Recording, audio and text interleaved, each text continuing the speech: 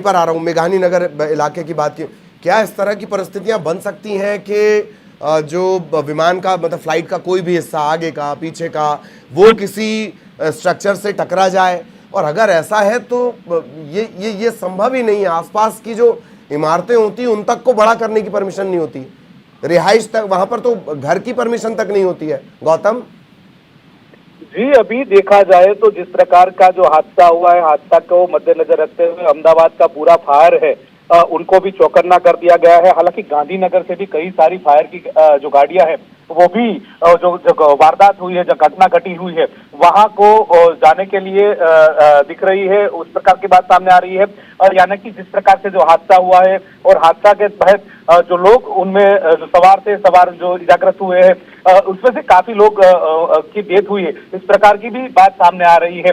हालांकि अभी तक का जो पूरा जो आंक है वो बाहर नहीं आया कि कितने लोग घायल हुए हैं, कितने लोग की डेथ हुई है, वो सब देखने वाली बात है। अभी तो सब प्रशासन है वो चौकन्ना हो चुका है, पूरा स्टैंड बाय होने को दिख रहा है। और जिस प्रकार से घटना घटी है उनके लिए तो देखा जाए तो अस्पताल के लिए भी ये सब स्टाफ को मुहैया किया गया है।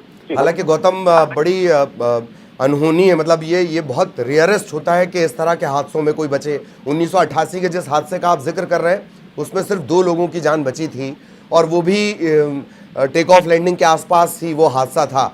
इस वक्त जो विमान की रफ्तार होती है वो तकरीबन 300 किलोमीटर प्रति घंटा होती है जब वो ज़मीन को छोड़कर टेक ऑफ कर रहा होता है या आसमान से ज़मीन पर लैंडिंग कर रहा होता है। तो बड़ा नुकसान होगा गौतम, इतना तो तय है, बड़ी जनहानि होगी। बहुत दुखद खबर निकल कर आने वाली है गौतम। जी जी, बिल्कुल बिल्कुल, बहुत दुखद खबर बोली जाए तो इस प्रकार की बात है। हालांकि जिस प्रकार से वो प्लेन क्रैश हुआ है, पुराने साल में भी इस प्रकार की वारदात हुई थी, उनमें काफी सारे लोग हैं वो मारे गए थे, 2 ही लोग बच चुके थे। इस प्रकार की आशंका जताई जाएगी।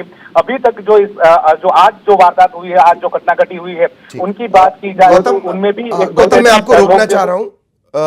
मृगेन सिंह जी हमारे साथ जुड़े हुए हैं, एविएशन एक्सपर्ट हैं वो।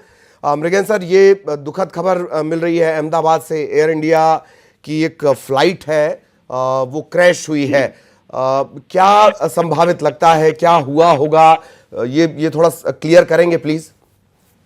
ये देखिए, ये बहुत शुरुआती अभी खबर आ रही है, अभी की घटना है, तो कुछ साफ साफ कहना बड़ा मुश्किल होगा। लेकिन इसमें देखिए 2-3 एंगल हो सकते हैं। एक तो टेक्निकल फेलियर हो सकता है, ह्यूमन एरर हो सकता है, लेकिन ये इन्वेस्टिगेशन का विषय है, इसलिए अभी कमेंट करना सही नहीं होगा। और इस समय हम सबका ध्यान इसमें होना चाहिए कि उसमें ज्यादा जानों को बचाया जा सके, जो कि गवर्नमेंट ने एक्शन ऑलरेडी शुरू कर दिया, जो मैं देख रहा हूँ, मैं सुन रहा हूँ। और लेट अस होप कि क्योंकि ये जो प्लेन्स होते हैं बहुत ही सेफ्टी फीचर्स के साथ लैस होते हैं। पायलट्स जो फ्लाई करते हैं बहुत ही एक्सपीरियंस पायलट्स होते हैं।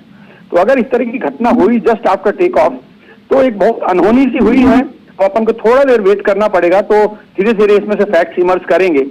बट इस समय हमें पूरी तरह से कॉन्सेंट्रेट ये करना चाहिए कि रेस्क्यू ऑपरेशन अच्छे से हो और ज्यादा जानों को बचाया जा सके।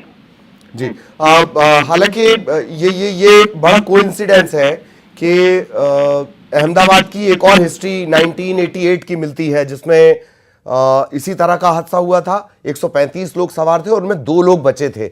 ये भी बहुत रेयरेस्ट है सर कि विमान हादसे में जान बच पाए। जी, बहुत रेयरेस्ट ऑफ रेयर होता है, क्योंकि आप समझ सकते हैं किस तरीके का उसका माहौल होता है।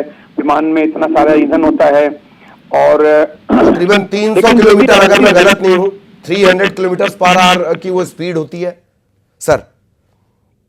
एयरक्राफ्ट बड़ी वल्नरेबल सिचुएशन में होता है, एकदम टेक ऑफ के बाद इमीडिएटली बड़ी वल्नरेबल सिचुएशन में होता है। मगर देखिए 1988 से लेकर आज तक बहुत सारी चीजें बदल गई हैं। Aircraft safety